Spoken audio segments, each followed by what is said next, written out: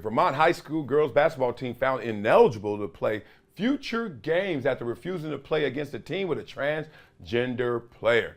They must listen to my podcast, huh? Because I told y'all, with my daughters, and one of them has already competed in the sport of track and field, Glastonbury High School, 2017. You guys Google that and you will understand what I'm talking about. That's where my oldest daughter competed and graduated from high school.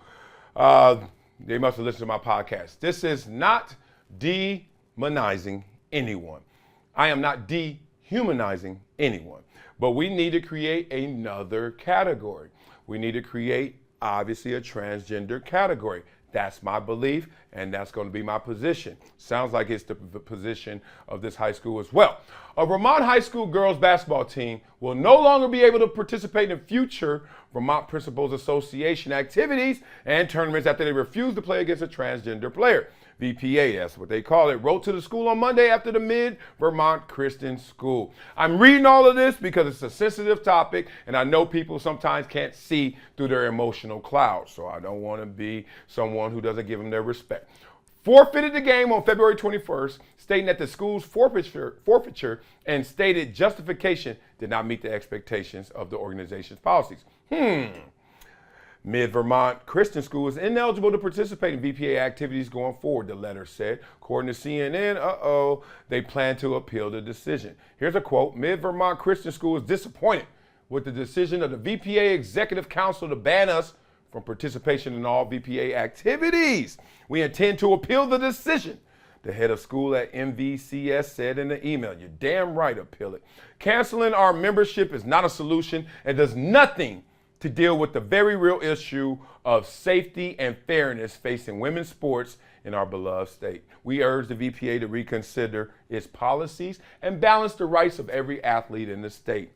Did you hear that? Balance the rights. That's right. Say that. There is, quote, no direct or consistent research, according to a 2017 report in the journal Sports Medicine that reviewed several related studies on trans people having an athletic advantage over their cisgender peers. Opposers assert that the recent uptick in anti-trans rhetoric and legislation only serves to marginalize trans people, particularly trans youth, further. All right. Now, what's going on here? Basically, there's a basketball team of all girls. I'm not getting into cisgender and trans. All natural girls, right? Fallopian tubes, wombs, whatever major. All natural women. And they're going to play, assumed, all-natural women's team over there. Turns out there's a transgender there. Now, I have so many ways I can really slice at this, but to do it simply, I remember competing, and there were other categories outside of just man and woman, male, female, girls, boys. There was a special category at times for Special Olympians, right? I've seen that before. How dare you? They would never let me compete against a Special Olympian because obviously that's a different category, right? Now, the thing about it is always we've been brainwashed into thinking that male means men and female means women. It really doesn't. Think about this. Because women have competed against men before, right? So male category really is open because it's really saying, and they don't want to say it, but I'll say it on this show, the best of the best. If a woman is destroying the women, go play against the men. Go compete against the men. But if a man is killing the men, you better not go over there with the women. Or a man is horrible against the men, you better not go over there with the women. I never caught that, huh? So male category was never male, truly. It was the best.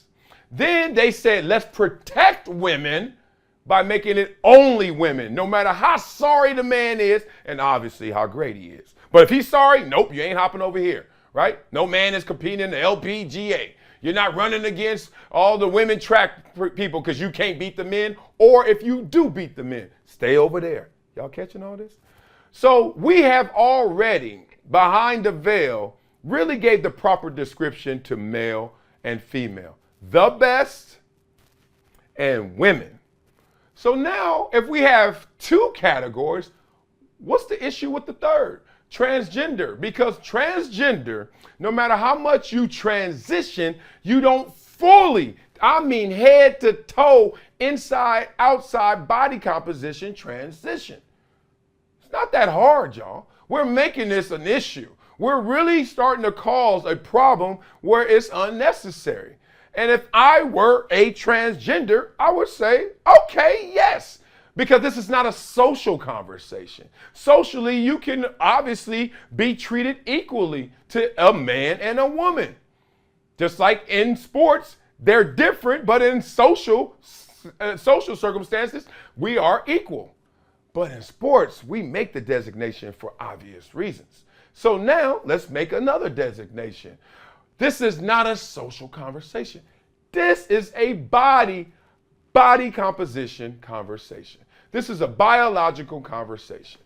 And good for this team and bad for this team, because by taking a stance, obviously they're going to be punished. Right now, because of the rhetoric, right now, because of the legislation, they're going to be punished. You imagine you're a natural girl, natural woman, and you're in high school, this is your senior year. Maybe you're getting recruited. Maybe you're not getting recruited, even worse, because if you get recruited, you can play next year. You got 4 more years. What if you're not getting recruited? This is your last hurrah before you go to college and major in something and become something. And now your season, not a game, season is gone because you took the natural stance. You took a stance for what you felt was right, fair, and equal.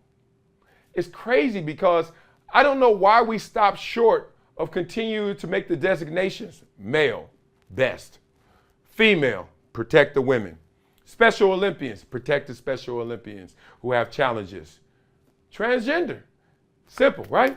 Doesn't take that much.